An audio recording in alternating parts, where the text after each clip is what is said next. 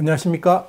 Y타임스 논평의 추국일입니다. 오늘은 문재인 외교에 대해서 생각해 보겠습니다. 문재인 정부 외교가 3유로 전락했는데요. 여기에 지금 미국이 한국 정부에 대해서 사실상 최후 통첩을 했습니다. 이 내용을 함께 생각을 해 보겠습니다.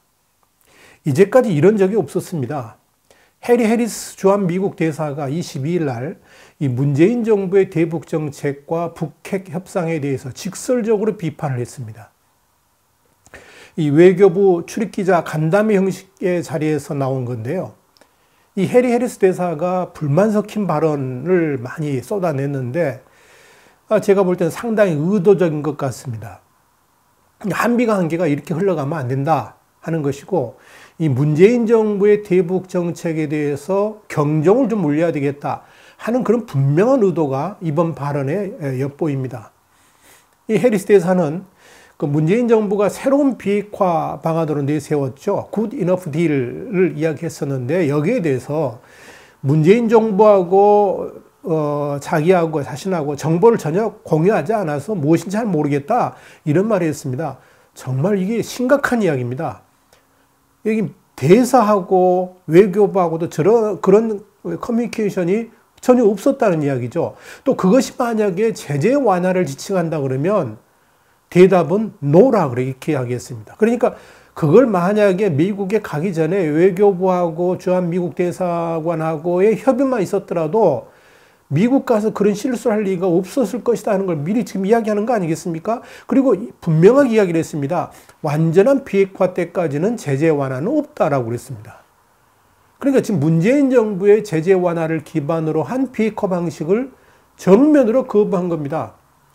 이 기관차입니다. 아니, 해리 해리스 대사의 이런 비난성 발언은 사실 대한민국 정부 수립 이후에 그 예를 찾아볼 수 없을 정도로 심각한 경고다, 이렇게 이야기할 수가 있습니다.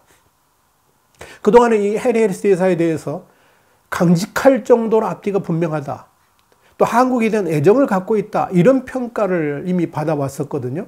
근데 이번에 이런 해리스 대사의 발언은 사실 엄청난 충격으로 다가오고 있습니다. 특히 해리스 대사가 이번 간담회를 앞두고 여러 계층의 사람들을 만나가지고 많은 의견을 들었다고 그럽니다. 그러니까 문재인 정부의 외교 방식에 대해서 많은 사람들한테, 한국 사람들로부터 의견을 듣고 이번에 지금 이야기를 꺼낸 건데요. 이건 뭐냐면 문재인 정부의 외교 방향에 대해서 많은 국민들조차도 부정적으로 보고 있다는 것을 이번에 해리 해리스 대사가 보여준 겁니다. 대체적으로 이 대사를 위시한 외교관들은 상대국에 대해서 부정적인 이렇게 발언할 때는 비보도를 전제를 한다든지, 예를 들어 오프 더 레코드라고 그러고 자유롭게 이야기한다든지, 아니면 그 우회적으로 표현합니다. 뭐 미국 소식통은 그랬다, 미국에 누가 그랬다, 뭐 이런 식으로 표현하는 게 관례입니다. 그런데 이 해리스 대사는 정말 신중하다고 이렇게 생각하시는 분인데, 이분이 직접 대놓고 이렇게 강력한 발언을 했다는 건 뭐냐면 문재인 정부의 외교 정책에 대해서 더 이상 두고 볼 수 없다는 최후 통첩이다, 이렇게 볼 수가 있는 겁니다.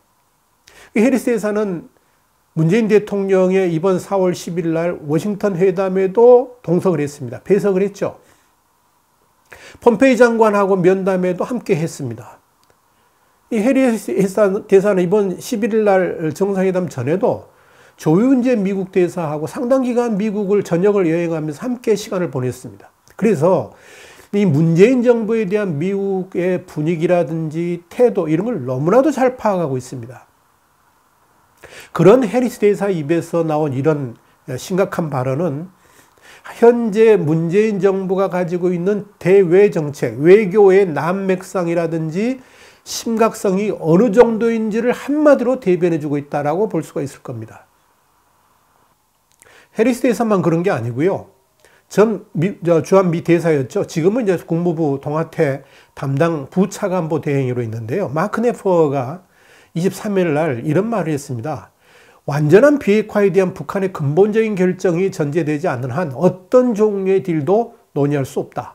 그러면서 빅딜, 대형 합의, 뭐 이런 이야기죠. 빅딜, 미디엄 딜, 중간급 합의를 말하는 것이고, 스몰 딜, 작은 합의, 뭐 굿 이너프 딜, 이게 솔직히 뭘 의미하는지 이해하기 어렵다라는 이야기를 했습니다. 그 말은 뭐냐면 정상회담을 한다면서 미국과 한국의 외교 실무진 간에 가장 핵심적인 내용조차도 제대로 협의하지 못했다는 걸 그대로 드러낸 겁니다.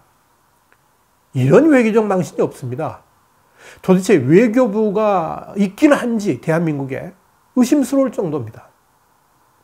그야말로 지금 대한민국의 외교 수준이 어느 정도인지, 대한민국 국격이 어느 정도인지 한마디로 보여주는 그런 모습이 아닌가, 저는 그런 생각을 합니다.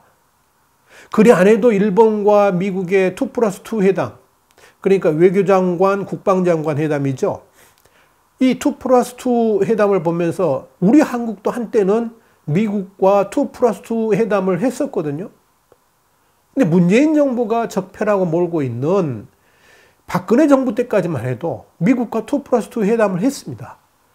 아시아에서 2+2 회담을 하는 나라는 우리나라 말고도 일본과 호주 딱 세 국가에 있습니다. 그러니까 미국이 동맹국이라 그래가지고 아무거나 이렇게 2+2 회담하는 게 아닙니다. 거기에 한국이 끼어 있었습니다. 그런데 문재인 정부 들어가가지고 2+2 외교가 실종됐습니다. 없어졌습니다. 그러니까 가장 핵심적인 동맹국이었던 미국마저도 한국을 그야말로 허심탄회하게 모든 걸 꺼내놓고 하는 그런 대화를 안 한다는 이야기죠. 그건 뭡니까? 한미동맹이 지금 껍데기만 남아있다는 것을 의미하는 겁니다.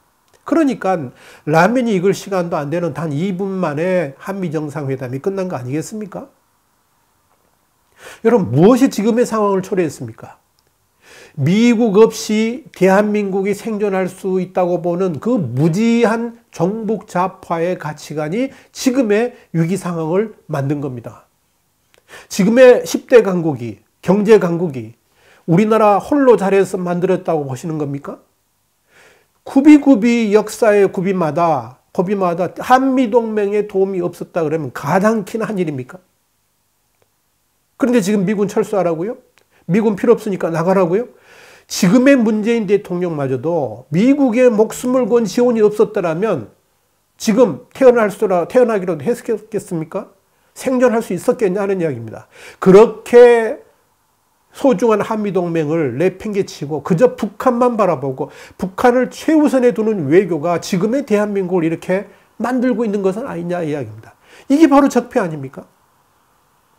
박근혜 정부의 적폐는 인사 블랙리스트다, 화이트리스트다, 뭐 최순실이다, 뭐 이 정도 수준에 머물러 있지만 지금 문재인 정부의 적폐는 나라를 근본적으로 해체하는 이루 말할 수 없는 적폐를 지금 만들어내고 있는 겁니다. 누가 누구에게 감히 적폐라는 딱지를 붙이면서 심판대에 지금 세우고 있는 것입니까? 여러분, 그뿐 아닙니다. 미국과 일본, 북한과 러시아, 중국과 러시아 정상외교가 지금 이번 주에 아주 분주하게 일어나고 있습니다. 그런데 대한민국 외교는 없습니다. 방학 신세입니다. 실종됐습니다.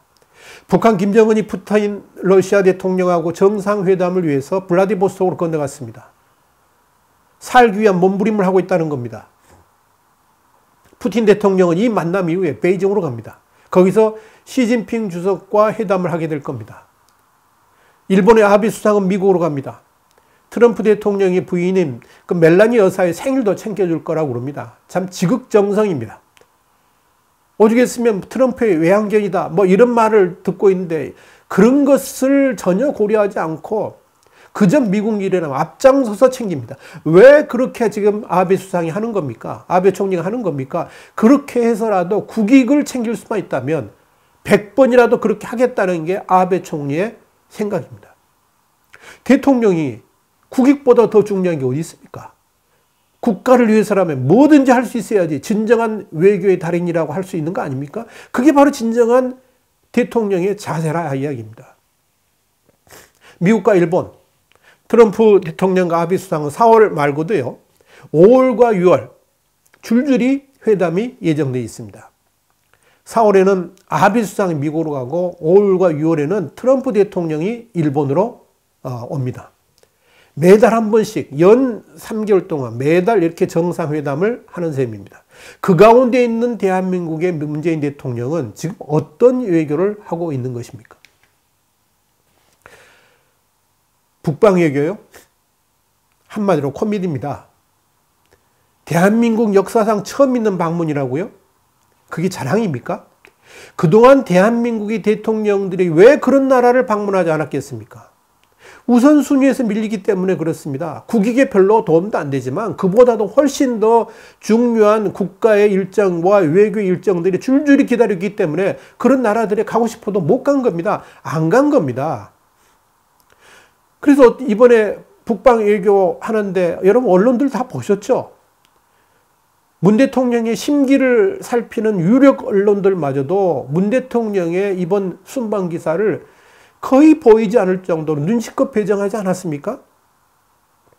지금 문재인 대통령이 그런 나라를 갈 정도로 한가합니까?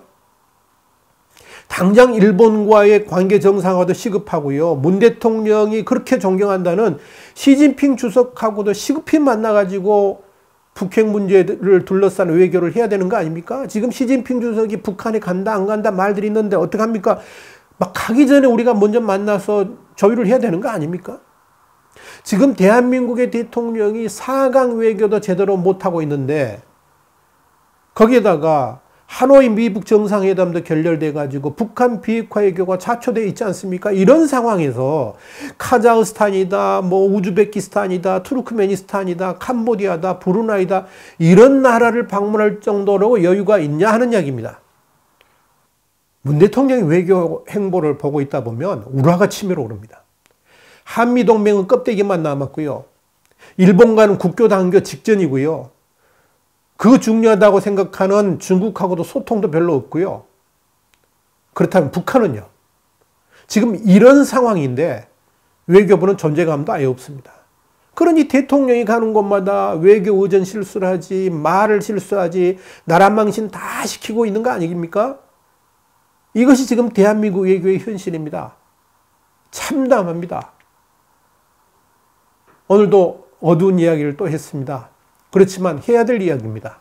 와이타임스 논평 3유로 전락한 문재인 외교, 미국은 최후 통첩을 했다. 이 제목을 가지고 함께 살펴봤습니다. 다음 시간에 다시 뵙겠습니다. 감사합니다.